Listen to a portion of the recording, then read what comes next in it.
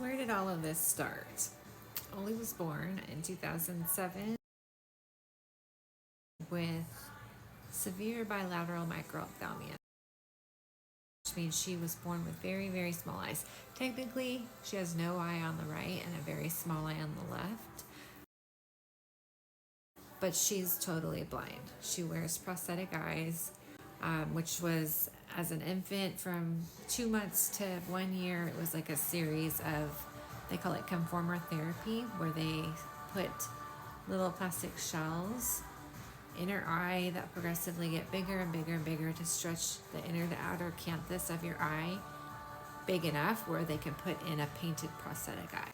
It was a little traumatic at times because she looked different than other babies. But it went very well, and at 1 year she got her first pair of painted prosthetic eyes. I think she was about 4 in this next picture. As she got older, we knew that she had some developmental delays. She didn't really talk, and at age 3, we took her to Philadelphia to the Albert Einstein Medical Center, which is the research hub for her condition.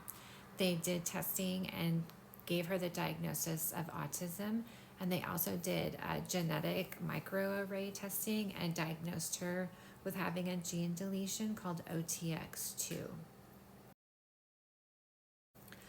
They did an EEG to look at her brain, where they found abnormal electrical impulses coming from the vision center of her brain.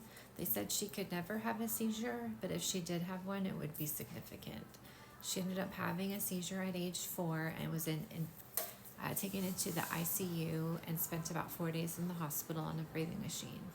After that, she got better, and she only had a few seizures after that.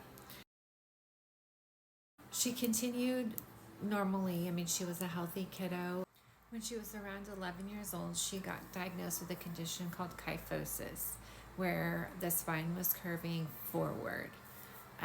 We watched it for a few years, and then when she was 15, they decided to do surgery. So they did a kyphosis scoliosis correction. She got a spinal fusion and rods put in her back. That was a nice, pretty picture of her sitting straight and upright for the first time in a long time. We started to notice more GI issues after that surgery. She had a lot more constipation. Her belly looked a lot bigger. Her recovery took a really long time until November of 2023, when she was with her dad for Thanksgiving break. They thought she was sick. It's hard to tell what's going on with Oli because she's nonverbal. They knew that she didn't feel well, but they couldn't tell what was wrong.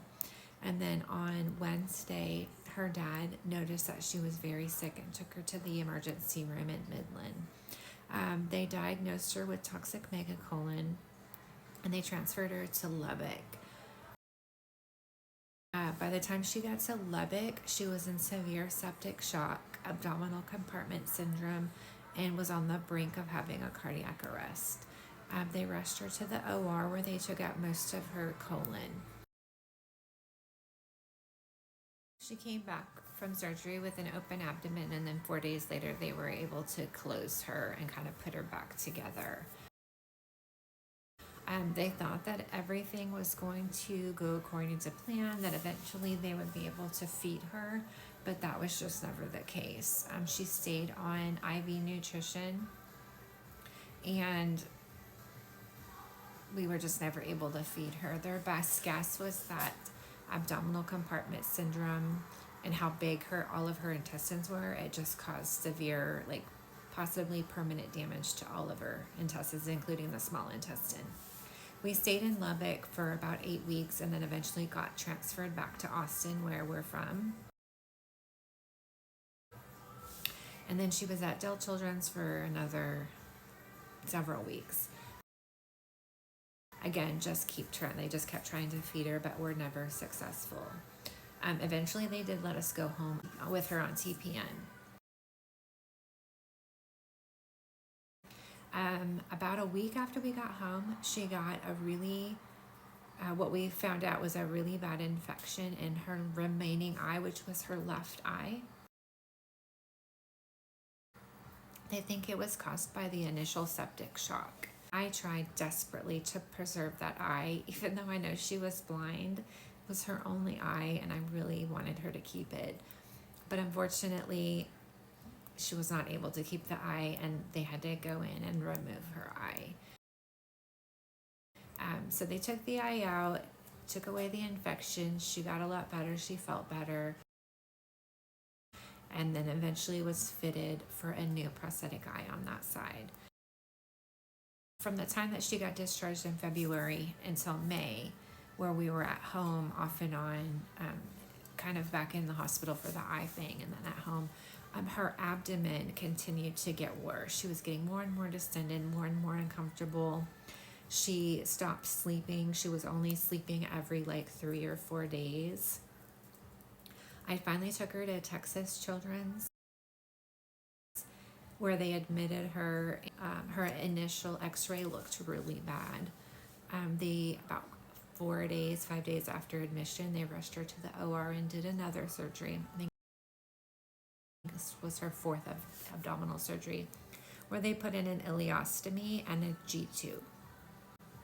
Kind of followed the same path. They thought she was all good. They thought they fixed her. That wasn't the case. They kept trying to feed her through the G-tube. She kept getting very distended, very uncomfortable, and she just was not tolerating the feeds. They did a gastric emptying study and diagnosed her with severe gastroparesis, which means whatever they put in her stomach doesn't go anywhere. It doesn't go into the small intestine. It just sits in the stomach. So we went home, and then with the intent of coming back a month later and making that G-tube a GJ tube. And so they did that, and then they put an essential line in her chest. So she's still on the TPN. She's got the GJ. She's had 6 or 7 different GJ tubes. The J part keeps flipping back up into her stomach, and when it does, it causes her to have dysautonomia symptoms, which means she's unable to regulate her temperature, her heart rate, her breathing, her oxygen. All of those automatic systems that your body normally handles to keep your body in kind of like homeostasis. When we put anything in her stomach, meds, just Pedialyte, is what we were trying to feed her, it just sends her body into this tailspin. Her body is just extremely fatigued, and it takes a very long time to come back from that. Right now, she has chronic intestinal failure, severe gastroparesis, the dysautonomia. They're going to run a full cardiac workup. Pulmonology is maybe going to get involved too, because her oxygen is dropping at this point. She has a hard time catching her breath, and her sat dips for a little while. It takes her 5 minutes to come up, just from walking to the bathroom. But that is what happened to Oli.